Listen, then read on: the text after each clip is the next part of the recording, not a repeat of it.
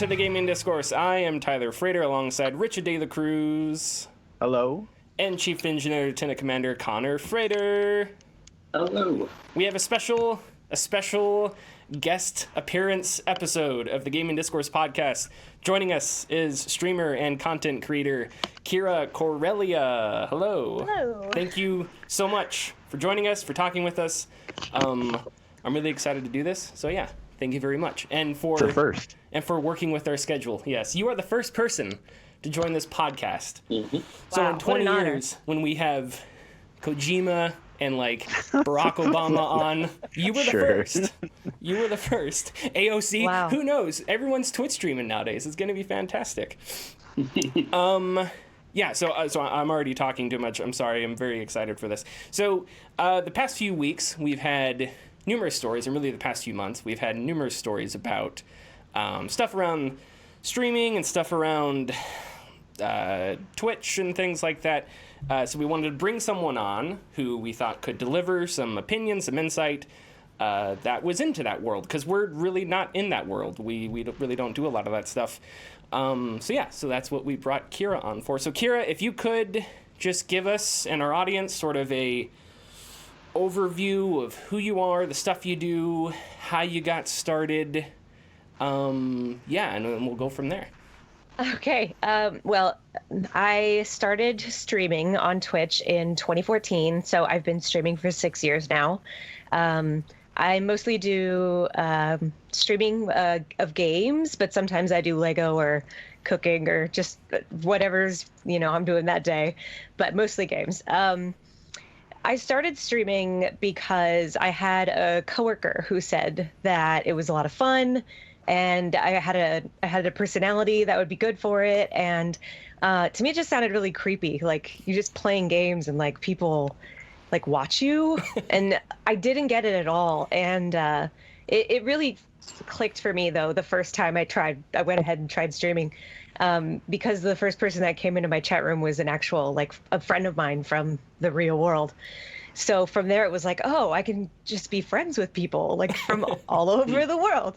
And so now I am. So now 6 years down the line, I have this amazing community of just super welcoming, wonderful people. I have friends literally all over the world. Like, one of my best friends lives in Belgium.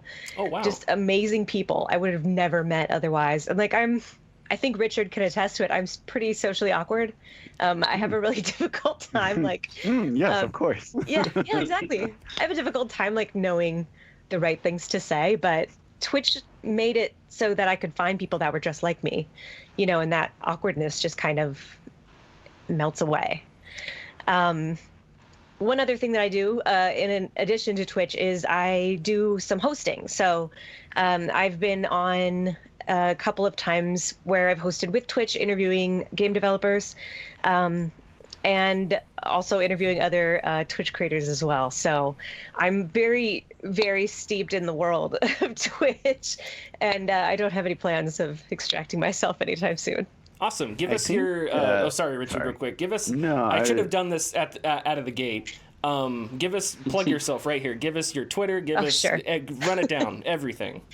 Okay, well, I'll make it very easy because I'm not great at social media. So I have two things. I just have my Twitch channel, which is twitch.tv/Cira Corellia. That's CIRA CORELLIA. And then Twitter, same thing, Cira Corellia. Awesome. That's it. Thank you very much. I have Richard. an Instagram. I just don't use it that often anymore. Yeah. Richard, are you going to say something? I'm sorry. Right, to piggyback on the accomplishments Cira has, she's also, I believe at TwitchCon, you were on the main stage hosting, right? Yeah. Yeah. For a year, yeah. And then you took place in a game show too at TwitchCon as well. You were the champion. Is that the thing you were the champion of? I'm sorry. You got to understand that we are not like... The Twitch world and the YouTube world, sometimes they interconnect, and other times it's just like, I don't know anything about it. Esports and stuff like that, Yeah. totally outside my realm.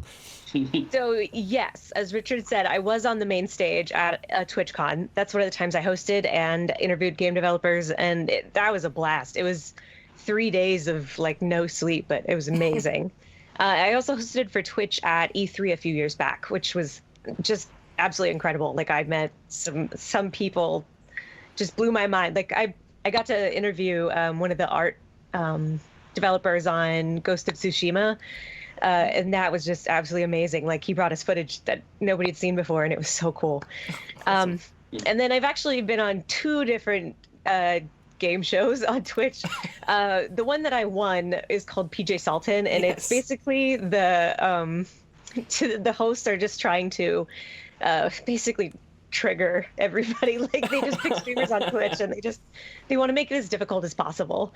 So I ended up winning because, and I think this is the only reason I won, because the year that I was on it, they did board games. So like I just killed it at Jenga, and I got to the last round, which was like the pie in the face game. Like what is that? But I won, so whatever. Well, congratulations on that win. I was on another show. It was a reality show. It only ran like 1 season, but it was on Twitch, and it was put on by Twitch. It was called Stream On, and what they did is they picked some Twitch streamers that they felt like showed a lot of promise, and then the streamer who won got $60,000. I did not win.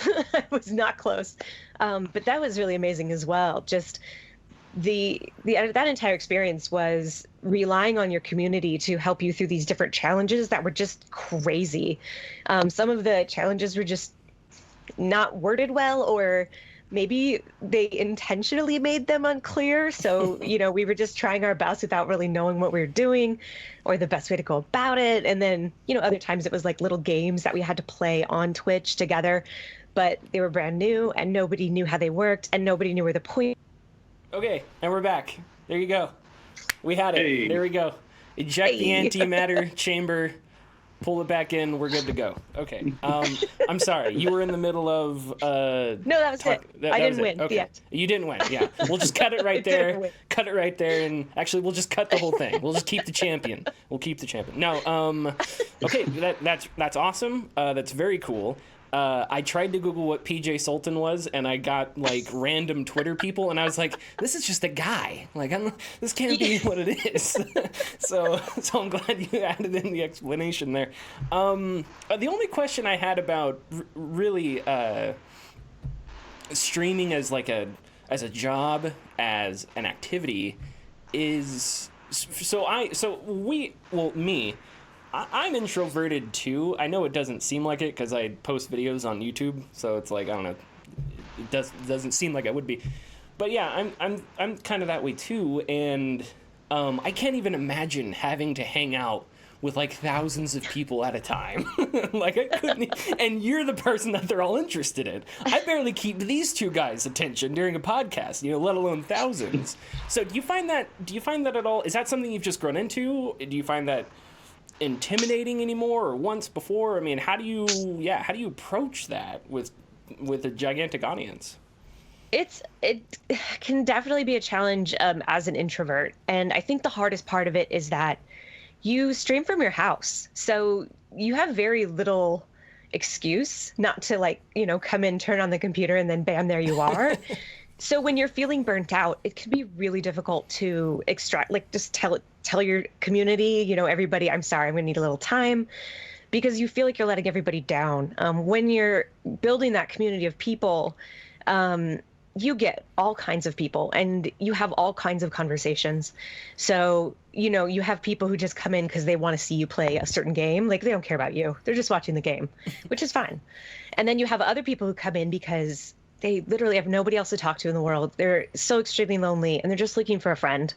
And, for as long as you're live, that's you. And so when you have to take some time for yourself, that is a very difficult thing to do sometimes, because that there are people that are out there that are, they're depending on you.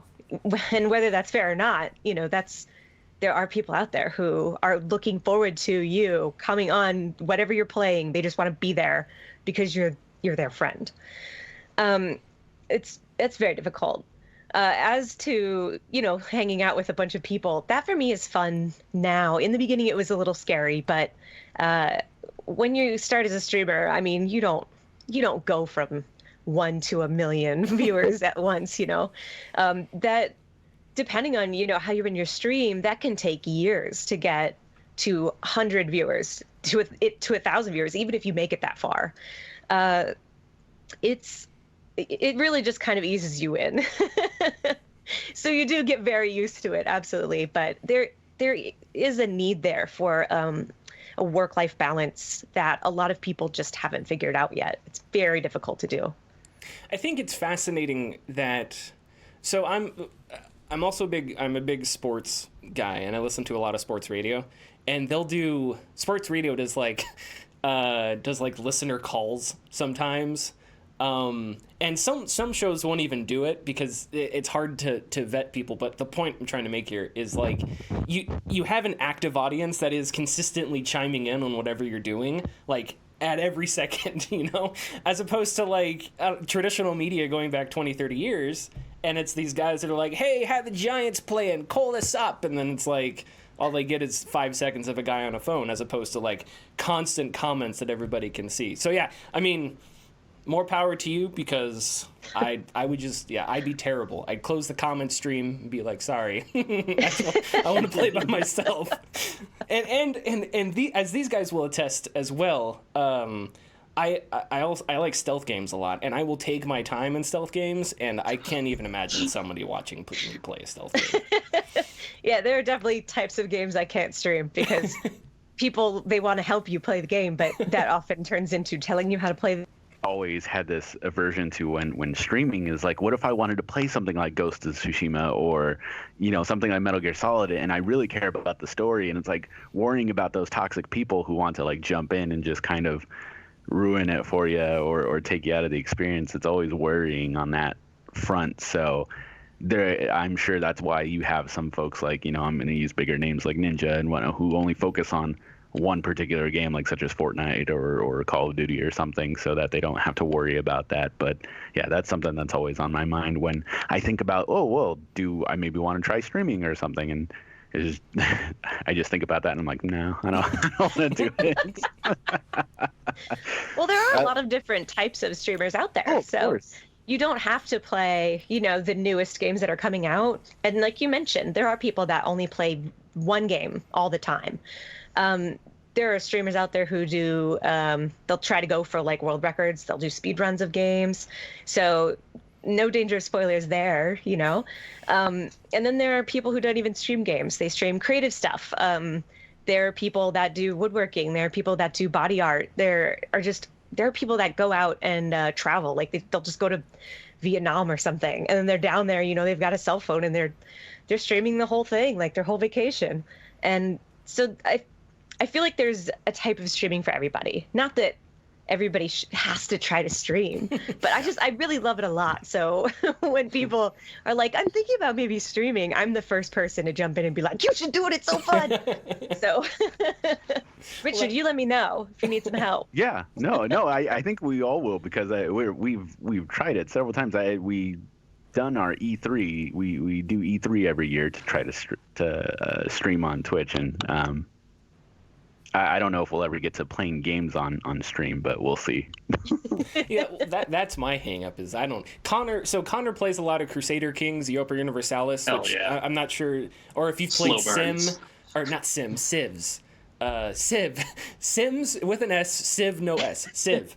Where it's like, you know, the most exciting thing that happens in Connor's world is like his uncle dies and he gets some more land or something. Hold on. Have you played Crusader Kings? It is way more exciting than that. Way more exciting. It is way more exciting. But it amazes... Who the hell do you think you are? It amazes... Yeah, no, it always amazes me that... So maybe there are people that want to watch me, you know, play Splinter Cell Pandora tomorrow, and it takes me like an hour and a half to move 5 feet because I'm sneaking by some guard. But okay, There's great. a market for it. I may have the corner on that market. Yeah, you might have a guy that just goes like, "Holy crap, this guy's good." You know, so. It's the opposite of a speed run. It would be the opposite of a speed run. That's a good idea. I'm gonna go through the first Halo, but it's gonna take me 5 years for the first level. Okay, awesome. We do have to get into some less than happy stuff, so let's get into that right now. So yeah, as I prefaced all of this, over the summer there were just an outpouring of sexual abuse, all kinds of allegations, all kinds of crazy stuff, and not just from the streaming world, but esports world. Ubisoft had a huge fallout from all that. And then just in the past few weeks, we had two stories, one from Wired about Twitch's weird streaming deals, not just with Twitch, but like weird streaming deals just in general, shady contracts and stuff like that. And then GameIndustry.biz, I think this was just last week, maybe the week before, published their massive story about Twitch's internal culture. It was a lot of history going back all the way to when it was just like Justin.tv, I think back in like 2009. So it went pretty far back. So I want to kick this off by just asking you your initial reaction to all that stuff. How does it make you feel? And have you seen a lot of the reaction around your community, other streamers you know of maybe, and how has that reaction been? It was pretty heavy. I definitely didn't see any of this coming. Although, to briefly touch on the shady contracts, that piece that Wired did, I think was really fascinating, especially coming to it and reading it as somebody who is affected by that. Twitch right now is the Wild West. I mean, it's been around for almost 10 years now, and people still haven't figured out really what it's worth to have a streamer, play your game on the stream, plug your business, use your item and put pictures on Instagram or something. I've gotten different offers from different companies, and it ranges from I'll give you a free thing, and you take a picture, there you go, that's the contract. All the way up to, I've heard of people getting, like Ninja makes millions of dollars, which is absolutely incredible, but there's only one Ninja, Mm-hmm. And that's not, you can't apply that to smaller streamers. You can't even apply that to other bigger streamers. The next, the next biggest streamer on Twitch, I don't think he could charge $1 million. Way for Twitch streamers to come together and talk about, here's what I'm making, here's what I'm charging. I know when I first got an offer to do something for money from a sponsor, it actually happened to be Fox, the channel. Fox wanted me to play a game on the stream. I had no idea what to charge them. They asked me what your hourly rate is, and I had no idea. And I reached out to other streamers that were bigger than me, and I asked them, and they were like, I have no idea. Nobody's ever offered me money to play a game before. So it's just such a unique problem, because it's not the same as YouTube. You can't just say, we're going to charge this much because that's how much, Markiplier charged for us to put, to put something in his video. It's not the same. It's going to be something really difficult to figure out. But as far as these allegations of sexual abuse and sexual assault, it really came out of nowhere, but it needed to happen. And it's really frustrating that it took so long. It's just so frustrating to see so many of my friends that were affected, and then so many of people that I really looked up to who were abusers. It is something that I've talked about before on my stream, but I have been sexually assaulted as well. And I know how difficult that is to prove. When it comes to saying, this person assaulted me, sometimes there's no evidence except for, your own word. Like, there's just sometimes not, you can't always go and look at a rape kit or something. There isn't always evidence. So on one hand, like I absolutely stand with anybody who, wants to talk about an assault that has happened to them, who wants to name the person who has assaulted them. But on the other hand, that kind of thing is really difficult to prove. And I know so many people who have come out and said, well, hold on, let's wait and see what the investigations say and what they find out. But sometimes investigations aren't going to find anything because there's no evidence. I am very happy to see, though, that a lot of, these people where there were many allegations or where investigations were done, that there was some, it doesn't feel like justice, because seeing somebody banned from Twitch or fired from Twitch, like that, to me, doesn't go anywhere to helping that person heal. That doesn't feel like justice at all. But it was good to see that these people were taken seriously and something was done, because, these different situations that we get ourselves into, even as far as like TwitchCon, like there was a party at TwitchCon. It was only for partners, and it was mentioned very briefly in one of the pieces that you mentioned. They had just left drinks on a table for people to take. Mm-hmm. And they weren't being looked after. Nobody was there making sure people didn't get roofied. But that year, people got roofied. And it just is like common sense. Like you don't, and maybe it's just because I've been told my entire life, you watch your drinks. You never know what somebody's going to put in your drink, and I've been taught how to, you cover the top of your beer bottle and stuff like that. Maybe the person who thought, we'll put the drinks out, maybe they weren't taught about that. Maybe they weren't taught, some people just have to constantly be vigilant because anything could happen, It's a lot. Go ahead. Okay. So how do you said you talk to your community, or you've talked on stream about this kind of stuff.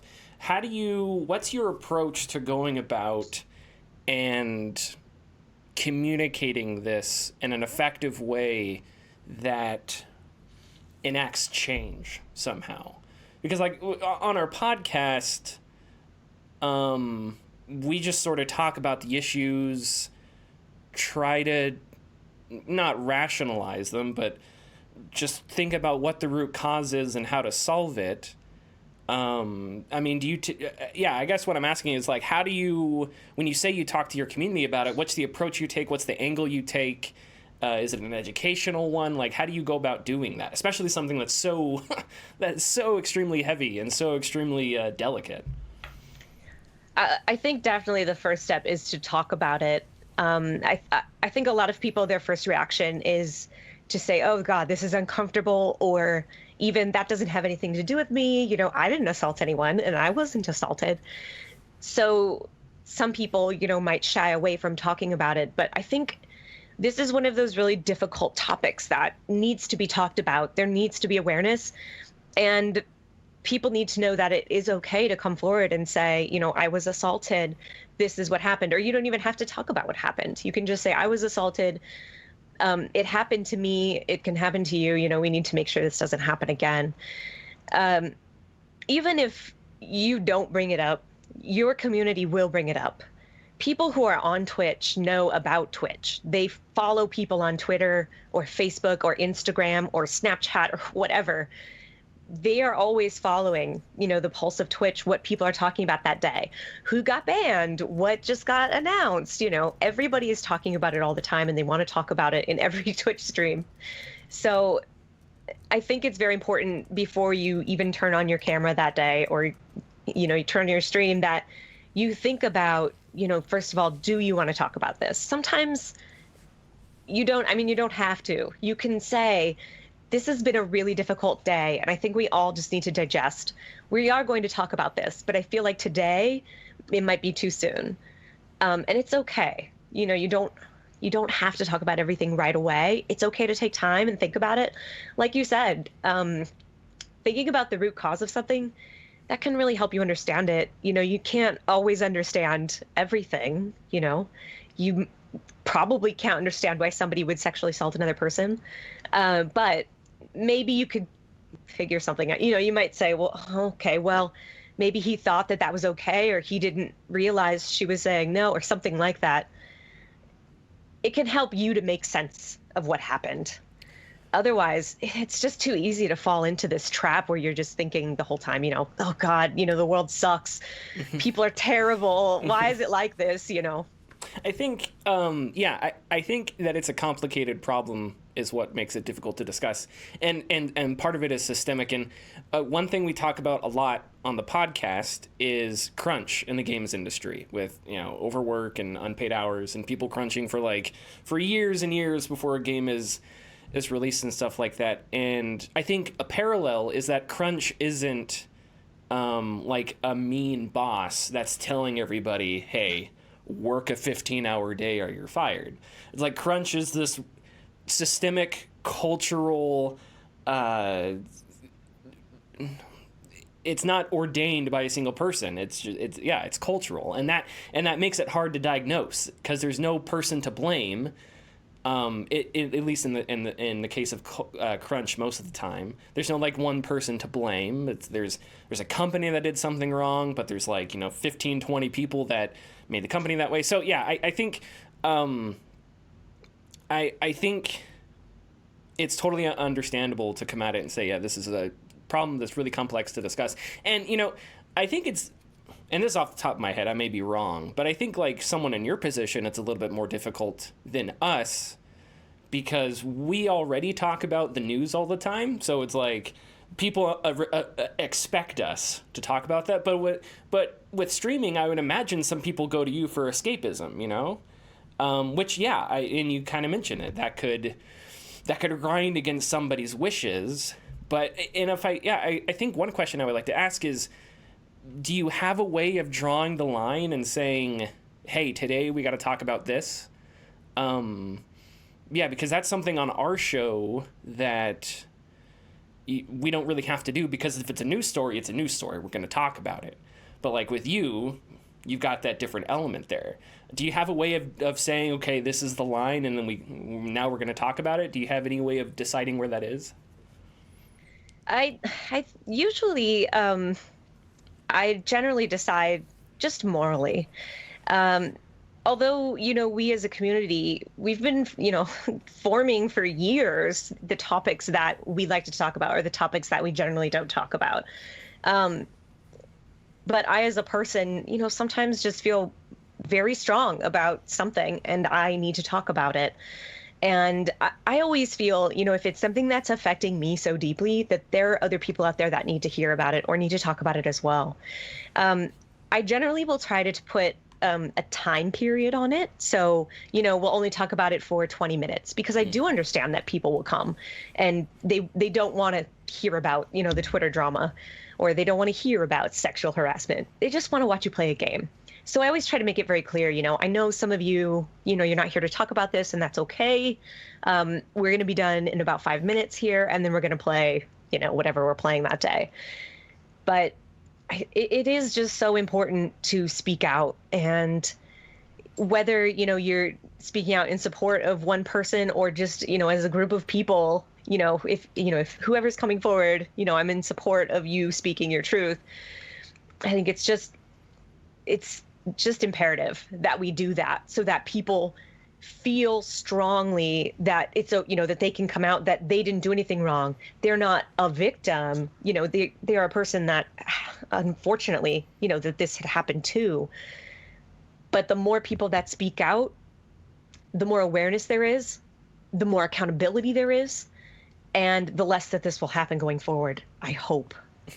So with Twitch, obviously the story from GameIndustry.biz was about Twitch itself, but Twitch has done other things other than just having sort of a toxic culture. There's also, what's the word? Moderation on Twitch can be difficult, I think, sometimes. It seems like, because it's like, it feels like when you hear stories about, and this happens on YouTube too. YouTube and Twitch are different in a lot of ways, but really similar in a lot of ways. Yeah. And one of the ways that they're similar is like when some Twitch streamer or some YouTuber like sends their followers out on like a quest to do something. And it's like, how do you stop that? It's like wrangling cats, because it's just 1,000 things going on at once. So anyway, the question I wanted to get to is, does all of this, not just the stuff that happened at Twitch, but also some of the other problems that Twitch has, that YouTube totally has too, does any of that make you feel conflicted at all about Twitch? Does it, I don't know, because you sound like somebody, especially at the beginning, that it's like, hey, this is an amazing place where people do amazing things and they connect and it's incredible. Just don't work here, It's like, and I think it's the same thing with YouTube. It's like, oh my God, YouTube, you want a series about World War I history, you go do that. You want this guy that talks about law, you go do that. You want a guy that reviews VR games nobody cares about, I'm your man. But it's like, just don't work at YouTube, because good Lord, you know. So does any of it make you conflicted about the platform? And oh my God. Please yes. unpack this. Yes, I am very conflicted about Twitch. I mean, from the beginning, like the moderation has always been super weak on Twitch, and it seems to be enforced very poorly. And this is something that is a huge complaint for everybody on Twitch. It seems like, and I do not have scientific data to back this up, except for my years of experience on Twitch, but it seems like the rules aren't enforced so strongly for certain people. And generally, it's in favor of people who are partnered, which are people who have applied to Twitch. You know, can I be partnered? They give you a button. You make a certain amount of money on subscriptions and donations, and then ads as well that play on your channel. The partners are basically where Twitch gets their money. They do make a negligible amount of money on smaller streamers and affiliates. Affiliates are they're like baby partners, kind of. Like, they have a certain number of viewers that come in all the time. So let's give them a button, you know, a subscription button, so people can go ahead and subscribe, which is a monthly fee. And then those affiliates do make a little bit of money from that as well. So it's kind of like a stepping stone up to partner. But it does seem like when things are enforced, and whether that's accidental or intentional, nudity on stream, which is prohibited, certain language, such as something that's sexist or racist, if that's said on stream, or maybe even harassment of another streamer, those things should be treated seriously by Twitch, and they should be enforced. So those people should be suspended for a few days or something, or even banned permanently. And that doesn't always happen. And there was a very famous case, I want to say about a year ago, of a female streamer who is kind of a serial offender. And people are always pointing out when she does things that are against the rules, that, you know, Twitch terms of service, but she is not punished. Nope. And in this particular case, she threw her cat. And there were a lot of people on Twitter that just went crazy about this, because one of the things on Twitch terms of service is, you know, no animal abuse. That's a given. Yeah.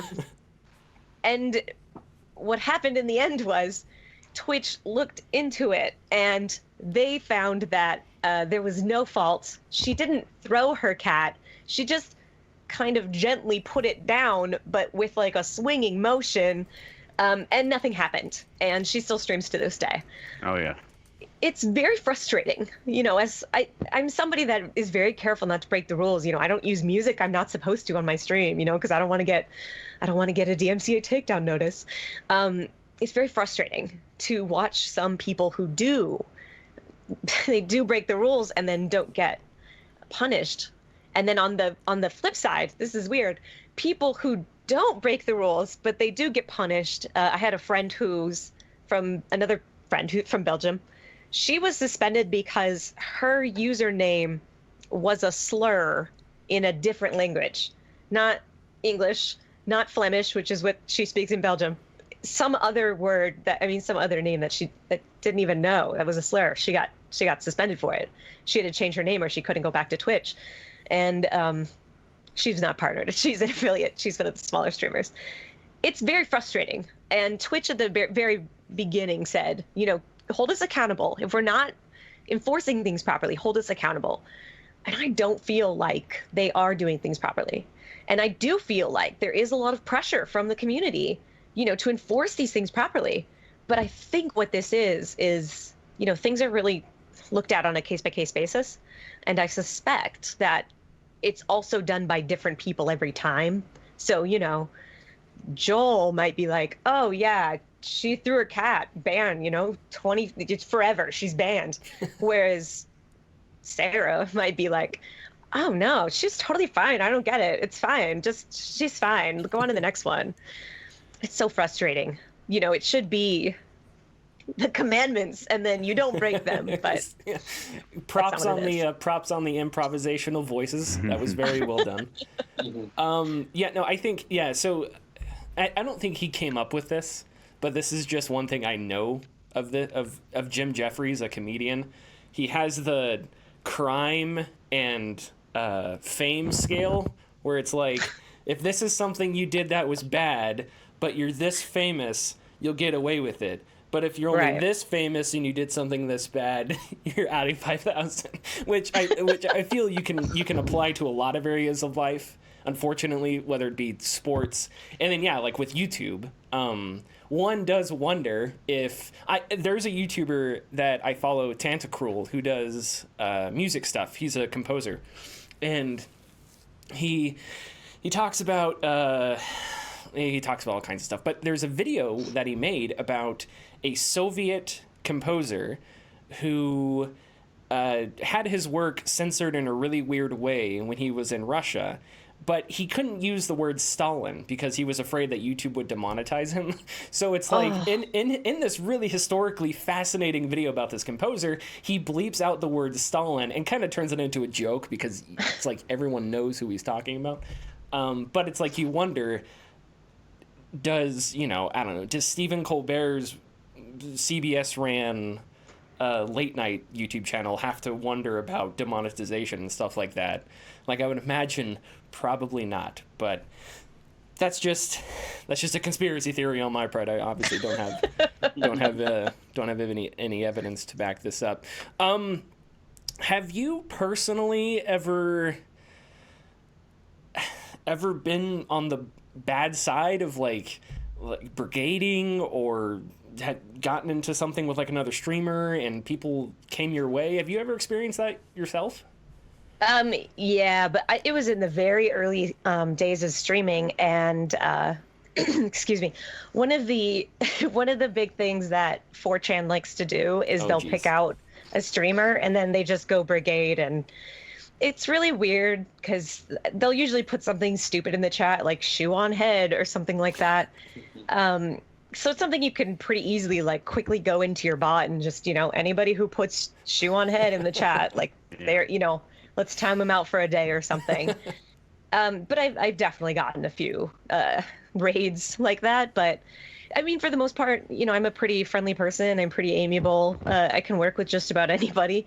And so I stay out of it, and I have a very strict policy in my channel too. We don't speak poorly of other streamers, regardless of the circumstances. And unless it's like, somebody's being sentenced to prison or something, it's something that was proven in a court of law. Like, we're not going to talk about it. Oh, sorry, go ahead. Oh, I was going to say, I don't want to speculate. What are things you think Twitch may be able to change, or in your opinion, you want to see changed that you think could make some of this stuff better? Is there anything that you're like, that every day you're like, man, I would wish, why can't they just do this and it would make things better? Is there anything like that off the top of your head? God, I feel like a more transparent moderation would be great if they could somehow, and it's very difficult. Like, I understand why Twitch can't say, okay, we banned this person for this reason. They keep that private, and I get it. It's policy, whatever, covering their butts, that's fine. But if there were some way to make that process of, judging a person who has committed an offense more transparent, I think that would go a long way to winning over the Twitch community. Right now, it's very shrouded in secrecy. We don't know, that somebody's committed an offense until they're banned. Usually they don't know that they did something wrong until they're already banned. And then they get an email at some point, not always right away. So then they get an email that says why they were banned. And then, they have the opportunity to appeal it if they'd want to. But if the streamer doesn't choose to make that reason public, then the public doesn't ever know. But if Twitch could, it would be great if we knew what the process was right now so we could suggest ways to improve it. Yeah. Because right now to us, it's like, there's just like, I don't know, let's say like 50 people just in cubicles, like in darkness in Twitch, just like Twitch, like clicking to different channels. Like, was that the N-word? Just trying to figure out, did they do something? Should I ban 24 hours? Is that right? If they could just make it more transparent and just show the community that, they are living up to their own standards, that would be great. Yeah, I think we haven't dropped any streamers' names yet except Ninja. No. So I'm going to drop one more. God forbid. But I'm pretty sure we still don't know why Dr. Disrespect was banned. And I don't know anything about the guy. I don't know, like, we don't follow him at all. We don't watch him at all. But I think that's an interesting case. It is very interesting. Okay, I dropped out while I was talking, and I kept talking like a boss. So I was in here talking to myself, like Jeff Goldblum in Jurassic Park. That was great. I'm glad it went through anyway. Okay, well, I think we kind of I've rounded out everything I for sure wanted to ask about the serious stuff. Is there anything off the top of your guys' heads, Connor, Richard, No. that you would like to? No, just statement. I mean, it's just you have this. I wish it would work like this, but you have this service that supposedly is available for everybody, Twitch, YouTube, or whatnot. You expect the company to, and I get, I just said company. I get it. They're not there for us. They're there for money. But you expect them to treat everybody the same. So when you have people like, I'm gonna say her name. It's Alinity, right? Like, was that her? Yeah. Like, yeah. You have that video, and you obviously see something that's wrong, and obviously something should happen to that person. It's kind of like independent businesses, or let's say someone who owns a crafting shop. No. A fabric store. Okay. Like, say if they own a fabric store and somebody sells their own fabrics on Etsy or something. If something were to happen to the smaller person that was selling those fabrics, like, their whole livelihood is thrown off of whack. Where somebody like Alinity's case, who is a quote-unquote bigger streamer, if she were banned for several days, she would be fine. Like, nothing bad would happen to her. Whereas, I'm sorry to use you as an example, Cira, like, I'm sure if you lost like several days of. Oh, and there goes Richard. I think we got the point that he was saying, though. Was that not only is it somewhat of a double standard, but also that it I think you alluded to this, was that it also impacts people of different sizes more. So absolutely. So it's like. Yeah, it's like a ban. It's like baseball and football. In football, there's 16 games in a season. In baseball, there's 162. So if a player is suspended for one game in baseball, it's not the same as one game in football. Which I think is exactly the same thing with streaming. If you're a streamer with millions of subscribers or something, a couple days isn't gonna hurt you all that much. Richard, are you able to rejoin us? Yeah, I think I'm here. I don't know when I can rejoin, but I start talking. If you guys react, then okay. We're good. I think I finished your statement. I mean, you did. I can still see everybody and whatnot. Good. So. Richard's seal of approval. Okay, so that's enough of the serious stuff. So we're at 45 minutes. So I just want to ask you, because I watched some of your most previous stream, which you're the first streamer I have watched in a long time. So thanks for watching. Congratulations on that, and it was very enjoyable. You were playing Final Fantasy VII, right? The remake. Yeah, the remake. Now you're playing it through first time, correct? Yes. Yeah. You didn't watch the Wall Market stream, did you? I don't think so. Okay, thank God. I don't know. No, you were in the sewers. And someone subscribed and bananas fell from the ceiling, which was highly entertaining, just fantastic. Yeah, I wanted to ask, give us your thought. Let's go somewhere fun. Give us your thoughts on Final Fantasy VII, the remake, obviously. My point of view, I never played the first one, the original one, so I came at it purely from the remake. Richard obviously played the original one, so please just give us what you think about it thus far. Fantasy, they're like, oh yeah, Final Fantasy's so great. Final Fantasy VII's the best game ever. And I didn't beat it, but I did get very far along in the game. I think I got to the third disc. And to me, it was just like a very convoluted plot. And I didn't like Cloud as a character. And the characters I did like they just didn't get enough time. Like Yuffie's my favorite, and Yuffie is like, she was a secret character. You had to know where to go and when to go to get her. She didn't just she didn't come into the story because of plot reasons, so there wasn't much she got to do. Anyway, I really like the remake. I feel like they were able to give Cloud more character development in the first 20 hours of this game than they did in the entire original. I love Tifa's voice acting is amazing. It's so natural. You feel like she's just somebody in front of a microphone having a conversation with you. She's not acting. Like, that's Tifa. And I really like the stuff that they added in. Although Wall Market is super awkward. When you get your hand massage, you don't want people to be in the room with you. That is a really strange moment. And I wish someone had warned me, so I'm warning you. Okay. I really like it, though. I'm having a blast with it. I did not expect to enjoy it as much as I am. Yeah, I thought it was good. We'll leave it at that. I didn't have any major problems with it. I don't know. I think you still have this kind of part to you, Tyler, that is just probably not not your jam. Is that, you think that might be it?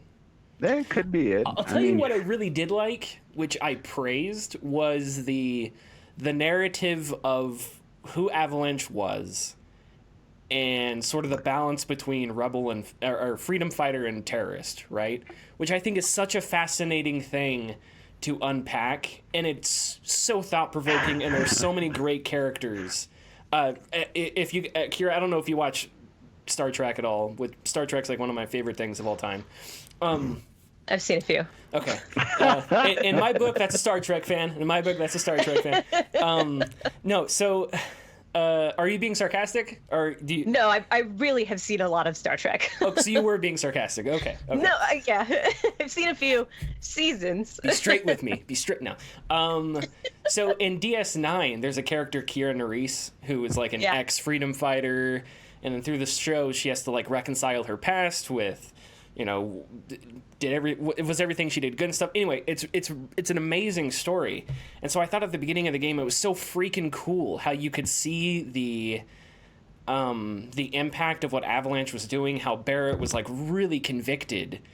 But other characters weren't, as convicted about what they were doing, but they still felt like they were in the right. And I guess one of the things I didn't like about the game is, you know what? Now that I'm thinking about that, I don't know how far you got in the game, so I'll just say, I'll just save that maybe for another time. Do you guys, Richard, would you like to share more thoughts on Final Fantasy VII? Because just in general, sure, or video games in general, With the 7 remake, I think I'm at this point where I personally like it more than the original. I didn't not like the original, but I don't think it should be heralded as much as it is. I admit that it did things for, gaming at the time, but I prefer something like Final Fantasy VI over, Final Fantasy VII or even 12 I like more than 7. But anyways, that's controversial. But it is. 12 is my favorite, and I have to defend it every single time I'm playing a Final Fantasy game. No, please do. You guys are such nerds. Just kidding. I am too. But with 7, yeah, they did a really great job of really streamlining the story, and it sure has its convoluted parts still, but that was one of my favorite parts that you said as well, Tyler. Like in the original Final Fantasy VII, when you see things happening that are on a major scale, it doesn't really feel like anything is happening in the original Final Fantasy VII. It's just like, oh, wow, that thing blew up. That sucks. But in Final Fantasy VII, they have the, character interactions from the street view of these people panicking watching this stuff happening, and it's a lot scarier in those sequences, especially a major sequence towards the end of the game. So I think they did a really good job with that. But yeah, Final Fantasy VII is one of my favorite games of the year, and it's really weird to say that because I have forgot several times within the last 2 months that game came out this year. So yes. It's been a good year for games, although we all know what's going to win Game of the Year. Cyberpunk. Sorry, Squad. Sure. No, I had a thought, but it went away. Oh, that's okay. Shoot. No, Cira, it's not okay. I love that you still have bananas as a motif on your. It's great to hear that. I really love bananas, man. No, that's delicious. I give him I probably a 6 out of 10. Podcast. But great. But if somebody came into your stream theoretically and donated like $20, would you play Fallout 4 again? You don't have to pay me to play Fallout 4. Come on. Okay. I love the Fallout franchises, and I spent a lot of time playing Fallout 4 on the hardest difficulty, trying to get through the game without dying one time. And I got pretty far, but I didn't get very far enough to say that I did it, but it was a lot of fun. I spent a lot of time on that before I finally gave up. Do you? Love that game. So is that? I don't know. I could never have the willpower to do that. Because if I was 20 hours into a game and I died, like, I just couldn't handle that. That would drive me insane. Connor has some stories about, like, and we're gonna try and create like a mini segment, because like every week Connor's like, it was 200 years of my dynasty. My son got, I don't know, freaking. What's a disease from the 1400s? Typhoid fever. He got typhoid fever, so he's gone. My king died from some other disease, and my queen was killed in a rebellion. So there goes 20 hours, and I'm like, how are you just okay with that? Like, I would lose it. Okay, well, you don't win the game. You just do better each time. Good old wisdom from Uncle Connor. I think it helps if you start with a game that you genuinely enjoy.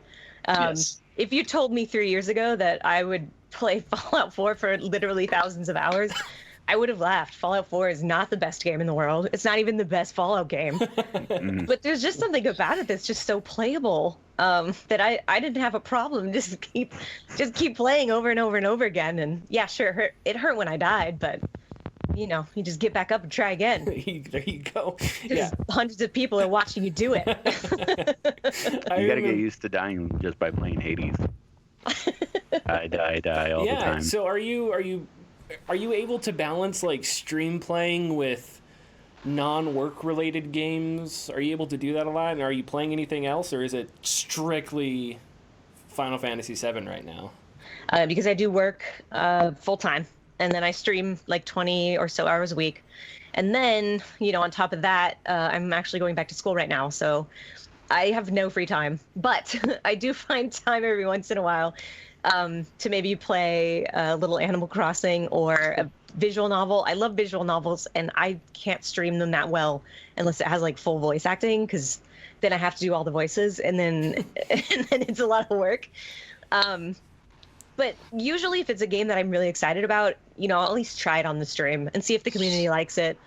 Sometimes things go well, and then, you get to stream all of Danganronpa, and then sometimes things don't go well, and it's okay. You can play it on your own when you have time at some point. Cool.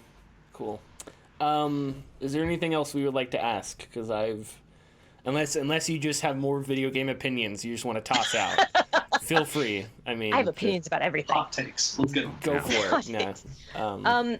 I do want to say, just kind of to summarize the whole Twitch business. Yeah.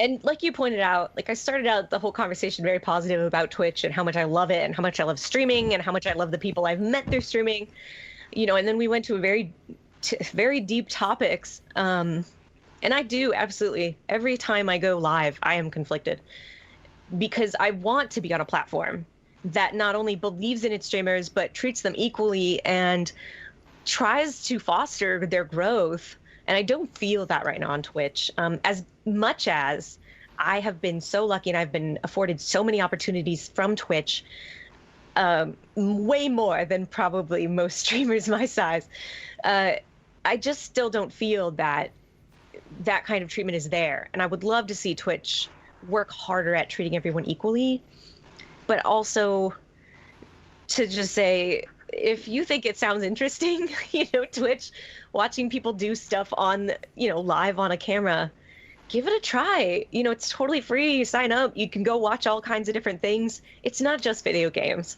they have all kinds of stuff on there. Like it's bananas at this point. You can just do pretty much anything on Twitch at this point. Yeah, Twitch was the place I went to go see the, a very small part of the presidential debates. It's a lot of different stuff now, and it really is amazing. I've met so many amazing people on there that otherwise I wouldn't have met, and literally streaming has changed my life. And I strongly believe that there's something on Twitch for everybody, and hopefully that we as a community will keep putting pressure on Twitch to get better, because there's absolutely some growth that can be made. Okay, well said. Connor, Richard, anything you guys want to add, say? No, Cira said it perfectly. Anything that I add would just be redundant. Yeah. It's a podcast. It's about talking. You can talk. Oh, that's true. Yeah, but when we start talking in circles in the same podcast. Thank you very much for joining us, Cira. Thank you for having me. This was a lot of fun, very informative, very constructive, I think. So yeah, we really appreciate you taking an hour out of your week to do this, because we know you're very busy. So thank you very much. Absolutely. Anytime you want to talk about Twitch, I'm here. All right. Tomorrow, same time. Just kidding. Okay. All right. We'll see you for our regular podcast. Bye-bye. Bye, everyone.